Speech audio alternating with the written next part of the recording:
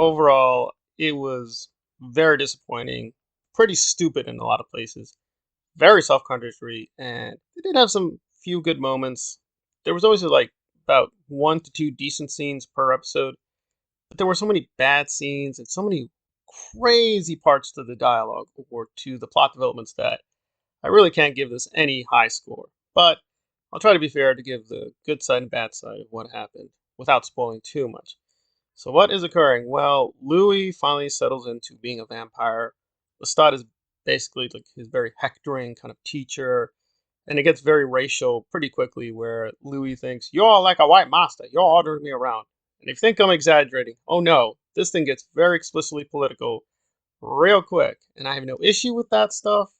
Again, I like Buffy and Angel. That was very political. It's pretty obvious that Joss Whedon had a liberal point of view.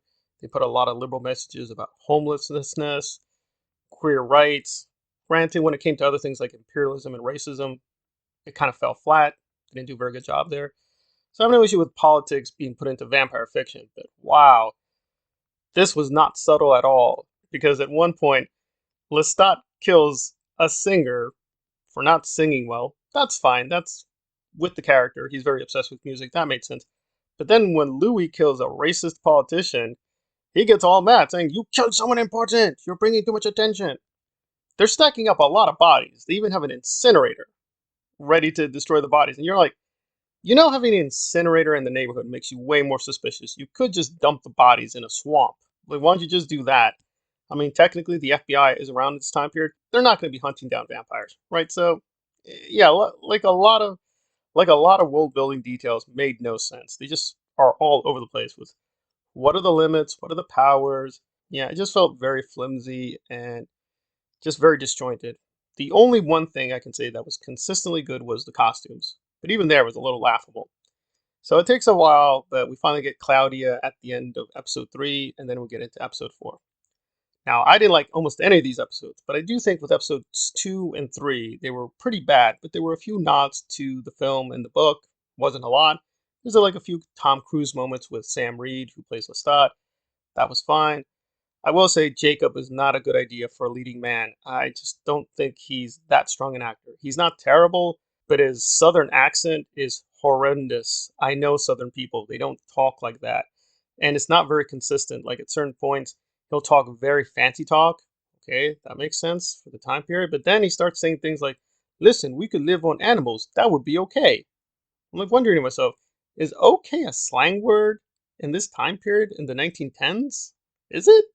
I don't know. And even like the nudity and sex scenes are very kind of functional. I wasn't very thrilled by them. And they didn't quite make sense. Dot is like, he doesn't care about humans, he looks down upon them, and he only toys with them. But then later on, when Louis and him are having fights, he says, "You did it for your people. You killed that racist for your people." They don't have people anymore. Even though he's black, he's not a human anymore. He belongs to a different species. So it's just a lot of inconsistencies and incoherences throughout all the episodes. But there are some nice touches. Like there's this part with paintings at the beginning of episode 2. That was interesting. Seems like it's a nod to Armand in the book. The episodes with Alan Taylor had at least a little visual flair, but the ones with the other directors were less dazzling. They didn't even handle the camera very well, and the lighting in episode 4 was horrendous. It was so dark, I could barely see anything. It was so stupid. And the makeup usually is pretty good, but the reason they turned Claudia is because she's dying from burn wounds, but you can clearly see for yourself, she's not dying from burn wounds. Like the makeup there was horrendously bad. And then they put her in the Sailor Moon outfit, which just looked ridiculous. I'm like, what? But I will say, even episode 4, which probably was the worst one, there was a nice creepy moment when Cloudy's like staring at two people having sex, and just the way the camera moved with her, she looked really frightening. So there's always like a few good moments in these episodes, but there's so much jaw-droppingly stupid stuff that happens. It's just like your only real vulnerability is the sun. And by the way, there's an embarrassing moment in episode 2 where that comes up, and that was really laughable. So besides the sun, nothing can really hold them back. They just like shouting at one another, having a lot of gay sex, and inviting people, killing them off. There's no real consequences to that. So it's all very, very boring. I will say the Daniel and Rashid moments when we move from the main story to the future Those were a little bit intriguing, and they left some good mysteries and paradoxes there, and that was some good acting. But even there, like Daniel is very aggressive. He keeps pressing Louis. But I've done journalism. Journalists don't do that to sources. They don't keep attacking them with that same ferocity. I'm not even joking. At one point, he says, it's like Anne Frank meets Stephen King. Like, who talks like that? And episode 4 was so ridiculous because tonality wise, and even in terms of plot points, it didn't make sense with the other episodes. It's like the writer was just doing a whole other series. Like, we had the characters, but it seemed to be a totally radically new story. And the jokes were very lame and just totally fell flat. It's really terrible. There's really no fidelity. It has not much to do with the book or film. There's a few nods here and there. That's about it. Some engaging performances by Sam Reed and some background people. Daniel and Rashid are okay, but Jacob is a waste of time. I don't want to attack Bailey. She's a young actress. Maybe she'll get better. I just found her voice very irritating. So, some dazzling visual moments at the beginning of episode 2, some nice other scenes in the other episodes, but overall, it's pretty much just junk. It's just a few diamonds in the rough. I will say this, though, it wasn't like end game level stupidity because it didn't have a lot of the CGI sludge. They spared me that. I'm grateful there.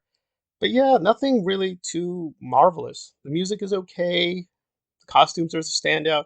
Sometimes the production sets are really well designed. They really do feel like we're being transported back in time. But the dialogue is pretty consistently cringe stupidity. The performances are erratic, and there's no real stability to this mythology. It's pretty much a waste of time. I am grateful for one thing though. It's only about 7 episodes this season. Hopefully I'll be able to slug through it because these episodes are long. Really, they could have just be consistently like 40 minutes. They don't need to be like 50 minutes. There's a lot of fat in these episodes. So do I recommend Interview with the Vampire? No. No, I really don't. But if you are going to see it, yeah, there's a couple of decent scenes, but I don't think it's worth waiting for hours and hours of stupidity to get like 10 good minutes. But that's me.